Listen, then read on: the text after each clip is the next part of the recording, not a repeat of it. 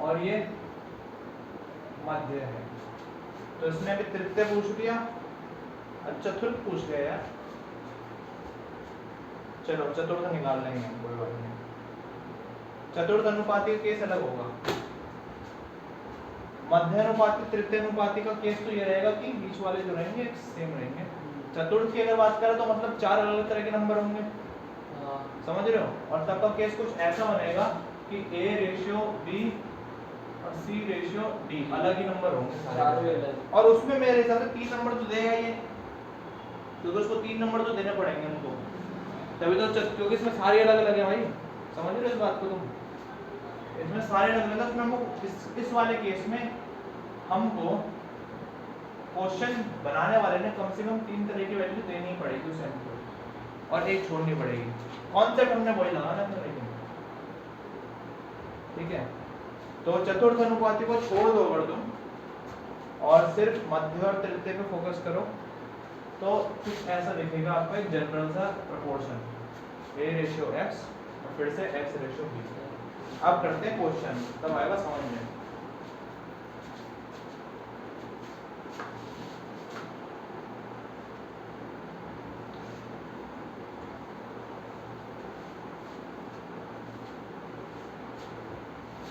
नौ तथा 4 का मध्य अनुपात तुम निकाल चुके हो, 5 व 3 का तृतीय अनुपात निकाल दिया। 3, 9, 5 का चतुर्थ अनुपाती क्या होगा? 3, 9, 5 का चतुर्थ क्या होगा? ऐसे कर लेना। 3, 9, 5 दे रखा है, 5 और आपको चतुर्थ निकलवाना है। 5 45 15 आएगा, 15 दिया, 45 पे 15 होना चाहिए, ठीक है। ठीक है, अब तो तुम समझ चुके हो। अब करते हैं दूसरा क्वेश्चन। 360 को 3 जगहों में बांटा आपने, 4, 3 और 5 के रेशियो में बांटा। अरे तो आसान क्वेश्चन है। 3 बंदे थे A, B, C, उन तीनों के पास आपने पैसा था आपके पास, उसको आपने बांटा, 4 हिस्से इसको दिए, 3 हिस्से इसको दिए, 5 हिस्से इसको दिए, ठीक है। टोटल रुपए थे 360 रुपए। पहले वाले को 120, दूसरे वाले को 80, तीसरे वाले को 150। रेशियो सेम है क्या अभी भी? 10 10 10 नहीं, रेशियो सेम नहीं 90 आएगा उधर, कहाँ पे? 80 की जगह 90 आएगा। तब रेशियो सेम होगा, 3 चौके 12, तब रेशियो सेम होगा। फिर जोड़ के भी सेम आ रहा है। हाँ 360 ही आ रहा है। कैसे किया आपने? 120, वो 4 3 5 को प्लस कर लिया, 12 आ रहा था, 12 360 से काट दिया, 30 की एक की वैल्यू ये करना है, क्या करना है? जैसे कि हमको नहीं पता कि ये तो हमें पता फ्रैक्शंस ही हैं, इससे ही हैं, लेकिन ये नहीं पता कि किस नंबर से गुणा हो रहा है सारे के सारे नंबर, ठीक है। फिर होगा 4x, 3x, 5x, 4 3 7 और 5 12, कुल मिला के 12x हुए होंगे। अब 12x को आप भाग करवा दो, क्योंकि 12x मतलब टोटल रुपया, 12x मतलब टोटल रुपया, और टोटल रुपया ये है 360, मतलब 12x बराबर आ गया 360। इस हिसाब से x की वैल्यू आ जाएगी 30, मतलब जिस नंबर से आपको गुणा करवाना है वो है 30, उस हिसाब से ये हो जाएगा 120, 90 और 150। इसको सोचने का और भी तरीके हो सकते हैं कि आपको 360 के करने कितने हिस्से, 12 हिस्से करने हैं। सिंपल सी बात तो ये है, ठीक है। 360 के करने आपको 12 हिस्से, क्योंकि टोटल 12 हिस्से यहाँ पे देखा जाए तो 4 3 और 5 टोटल 12 हिस्से हैं। इसके कर दो 12 हिस्से, 30 30 बन जाएंगे। इसको देना 4 हिस्सा 120, इसको देना 3 हिस्सा 90, इसको देना 5 हिस्सा, ठीक है। तो बस ये देखना रेशियो कितना है। अगला क्वेश्चन, अब एक्सरसाइज ही करते हैं। दो संख्याएं 3 और 5 के अनुपात में हैं।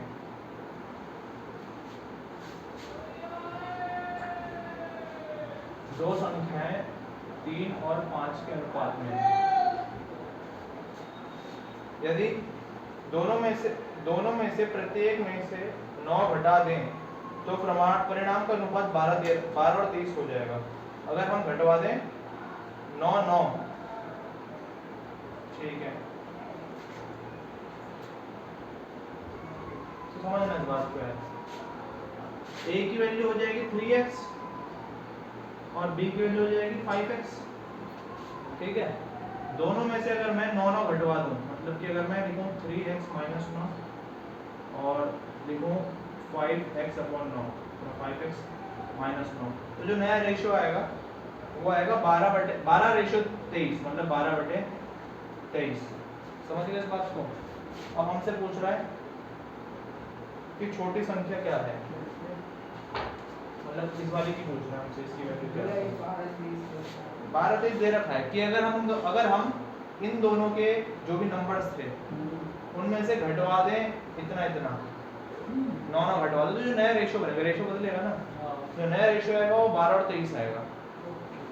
अब इसके बाद तो तुम करवा दोगे यार वो चीज, क्रॉस मल्टीप्लाई और जब करवा दोगे तो x की उस वैल्यू निकल आएगी, हाँ उस x की वैल्यू को आप इसमें डाल दोगे तो गुणा करवा देना 3 से।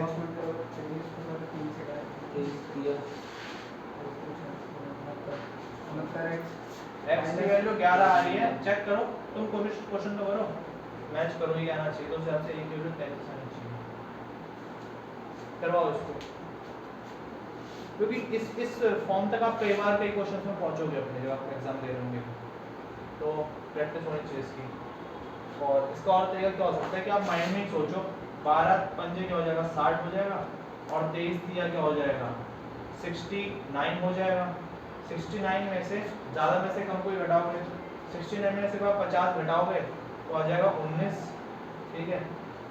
अब ऐसे ही इसको इससे करवाओगे, 12 9 108 23 9 230 में से 23 घटा देना, मतलब ये सब चीज़ आप माइंड में कर सकते हो उस टाइम पे। चलो 230 में से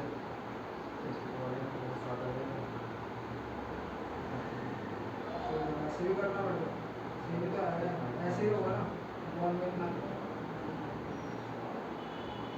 इसमें से इसको माइनस कर देना।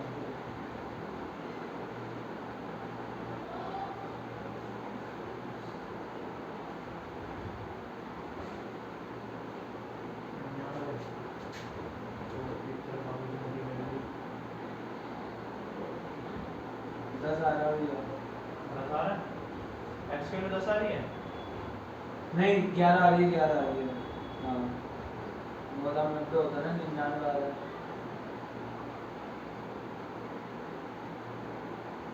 18 और 93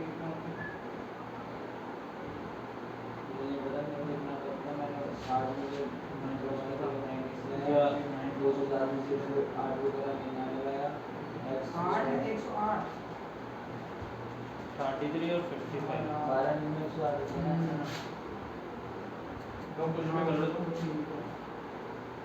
देखो इसको आप कैसे कर लेना आराम से, वो भी तो बनाना 12 पंजे 60 x, ये आएगा कुछ 69, घटवाना 9x बच जाएगा, फिर क्या करवाना, इसको इससे करवाना, क्या आएगा 23 में 2 7 आ जाएगा, और इसको करवा 108 आएगा, घटवा देना 99 आ जाएगा, और इसको भाग दिलवा दोगे x की वैल्यू 11 आ जाएगी, ठीक है।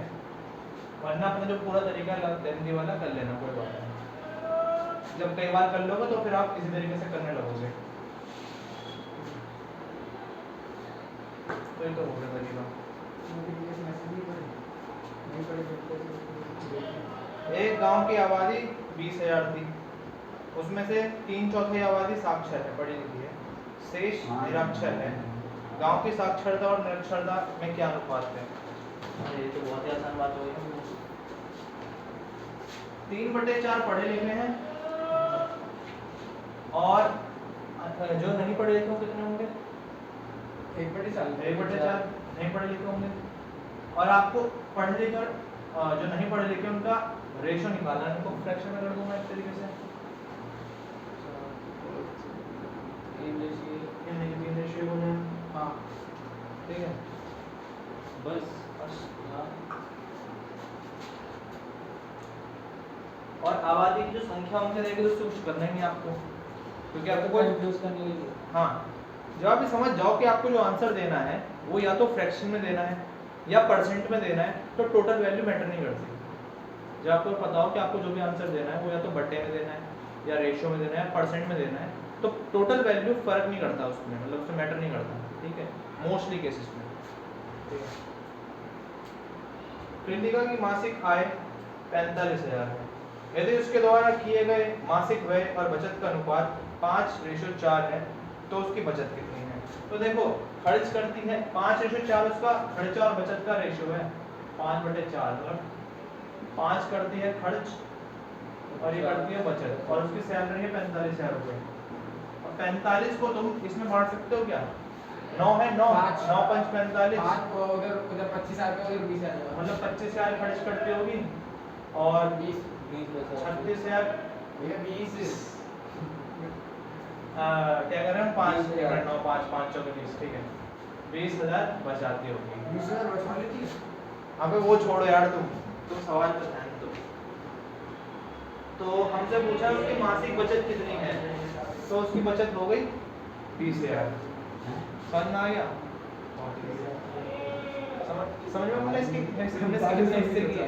9 हिस्से किए थे, क्योंकि 5 और 9, 5 और 4 था, जमा करके 9 है, इसके 9 बराबर हिस्से किए, तो एक हिस्से की वैल्यू 5,000 है। 5,000 को 5 से गुणा करा 25,000, 5,000 को 4 से गुणा करा 20,000, इतना खर्च करते इतना बचाती है। आगे क्वेश्चन करते हैं। 300 परीक्षार्थियों में के एक परीक्षा हॉल में 300 परीक्षार्थियों के परीक्षा हॉल में लड़के और लड़कियों में 7:8 का अनुपात पाया। लड़के 7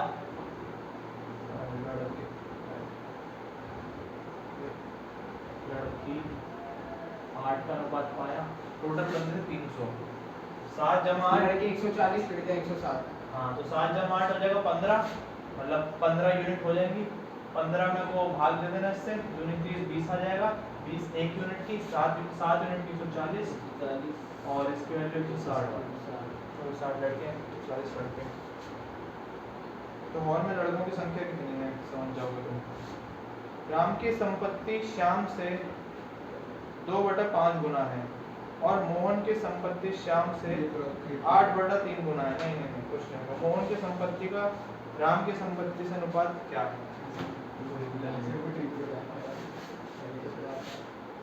राम की संपत्ति श्याम की संपत्ति से 2/5 गुना, तो इसकी जो राम की संपत्ति है और श्याम की 2/5 है, ठीक है। और मोहन की संपत्ति और नेक्स्ट बंदा मोहन, इसको ABC कर लें। हाँ अलग बंदा मतलब C, जो मोहन की संपत्ति है वो श्याम की संपत्ति है, श्याम की बंदा था, उसके 8/3 गुनी है। तो मोहन की संपत्ति और राम की संपत्ति का अनुपात निकालो। मोहन की संपत्ति और राम की संपत्ति का अनुपात निकालो। हमें C/8 या फिर कह लो C/A निकालना है, ठीक है। तो निकाल लेंगे, क्या दिक्कत आ रही है? C/A निकालना है ना। C की वैल्यू क्या ये है, बटे A की वैल्यू क्या है, ये तो ये कट जाएगा B और B, इसको नीचे भेज देना, इसको ऊपर भेज देना। 40/6 और कुछ कट जाए इसमें तो काट लेना। 20/3 ऐसा किया हमने कि मैंने देखा कि C की जो भी हमने देखा रेशियो किसका निकालना, C और A का। C की वैल्यू में और A की वैल्यू में B कॉमन है, वो तो कट जाएगा, बाकी बचे नंबर वो ऊपर नीचे हो जाएंगे, कोई दिक्कत नहीं। इसमें B की वैल्यू नहीं दी नहीं, और हमको निकालने की अगर हो सकता है किसी को लगे कि भाई पहले B की वैल्यू तो निकाल के, तो जरूरत ही नहीं है, पूछ लेंगे तो क्यों करना। उसने कहा C और A का रेशियो निकालो। आप देखो C की वैल्यू क्या है, ये है, A की वैल्यू क्या है, ये है। दोनों किस फॉर्म में है, कुछ नंबर और एक वेरिएबल जिसके वैल्यू नहीं पता है, कुछ नंबर और सेम वेरिएबल जो ऊपर का है, वो तो कट जाएगा, कोई दिक्कत नहीं होगी। नाम भी होता तो नाम भी कट जाते। हाँ हाँ, और क्या, तभी तो हमने उसको हटा के A भी कर लिया, ठीक है। 20:3 यही आंसर है। उसके बाद तुम कर लोगे अब सारे और इन सबका एक एडवांस लेवल भी बनाऊंगा वीडियोस पे भी। ये तो बेसिक लेवल टाइप का हो गया 10-12 तक।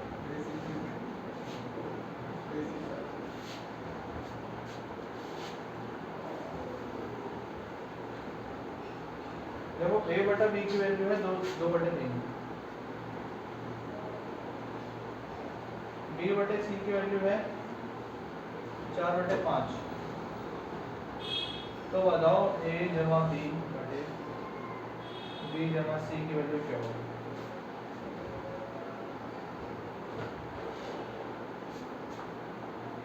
देखो सुनो, यहाँ b है, यहाँ b है, ये तो तभी निकलेगा जब सबकी वैल्यू डालोगे, बात तो पक्की है। 3 4 12 करे थे, 12 गुणा करवा देते हैं। अच्छा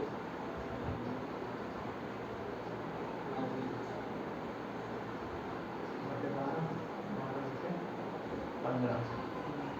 इस हिसाब से a ratio b ratio c निकल आएगा हमारा 8 8 12 15। इससे हमारे फायदा होगी, तीनों की वैल्यू आ जाएगी।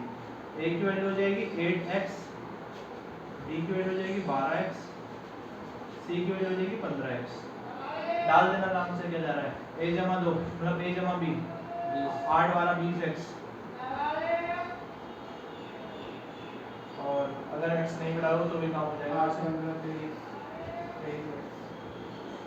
सही और c है ना 27 हो अच्छा गया। 20 AC बॉक्स कम पड़ गई 20 ratio 27।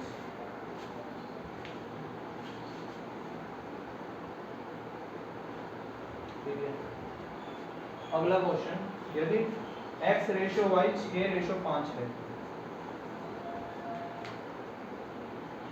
x ratio y 6 ratio 5 है, 6 रेशियो 5 है, तो 5x प्लस 3y बटे में क्या कहूँ उसका रेशियो,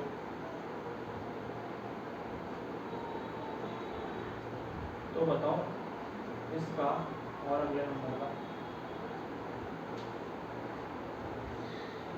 5x माइनस 3 का रेशियो क्या होगा?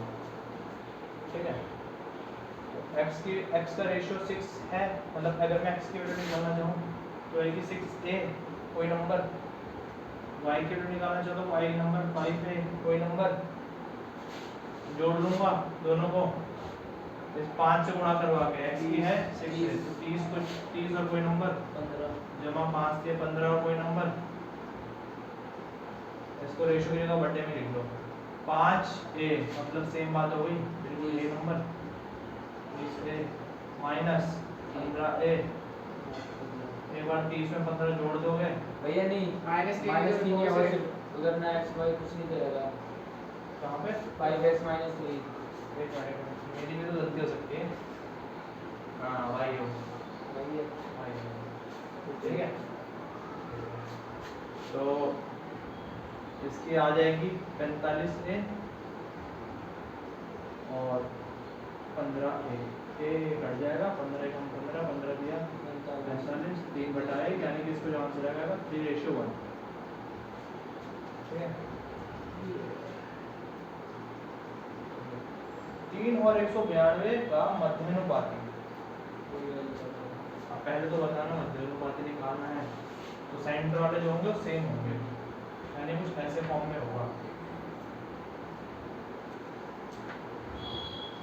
और दो नंबर जो दे रखे हैं इसने वो दे रखा है 3 और 192 का, मतलब पहला वाला होगा 3, लास्ट वाला होगा 192, जिस सीक्वेंस में दिया होता है वैसे हम रख डालते हैं, 3 पहले बोला तो इसको 3 बोल दिया, 192 लास्ट वाले को बोल दिया, और आपको मध्यानुपाती निकालना है, मतलब a की वैल्यू निकालनी है, तो हो जाएगा a² बराबर, इसको इससे गुणा कराओगे 6 18 27 2 पर 576, 576 अंडर रूट करोगे तो ये आएगा 26 का, नहीं नहीं 24 का 24 का 14 का नहीं 24 हाँ, का 24 का 24 ये आएगा 24 का, क्योंकि 26 का होता है 676 हाँ 600 और 24 का होता है 576। हाँ 100 का डिफरेंस समझ में आ गया ना? हाँ कैसे आ गया, हमने तो याद ही नहीं करवाया, कैसे आ रहा है तुमको? ठीक है, तो एक की वैल्यू आ जाएगी 24, तो मध्य अनुपात जो आ जाएगा 24 आ जाएगा।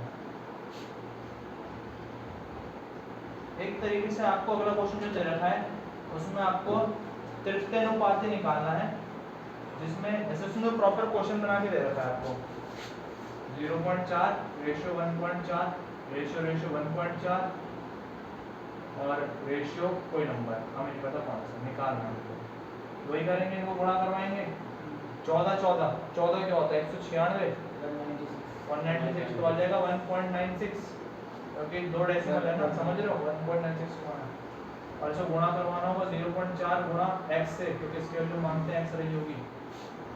इनको बाहर वालों को गुणा कराऊंगा तो आएगा 0.4x, इनको कराऊंगा 1.96, दोनों बराबर होंगे तो बटे में 0.4 ठीक है, क्या आ जाएगा नीचे 2 0 ऊपर एक 0, खत्म कर दो इस बात को। तो 4 चौके 16 49 क्या आएगा 49 4 चौके 16 और 36 4936, तो और एक 0 से एक 0 भी काट देना, बस एक 0 नीचे बच जाएगा, तो आएगा 49/10 यानी कि 4.9 x की वैल्यू। तो x जो रहा होगा वो रहा होगा 4.9। यदि दो नंबर दे रखे हैं a रेशो b 2:3 है और b c 4 5 है, तुम कर दो यार, अब तुम कर लेना ठीक है क्वेश्चन, तो तुम ये निकालो a रेशो b जो है वो है 2:3 और b रेशो c जो है वो है 4:5, तो बताओ a रेशो c क्या होगा। तो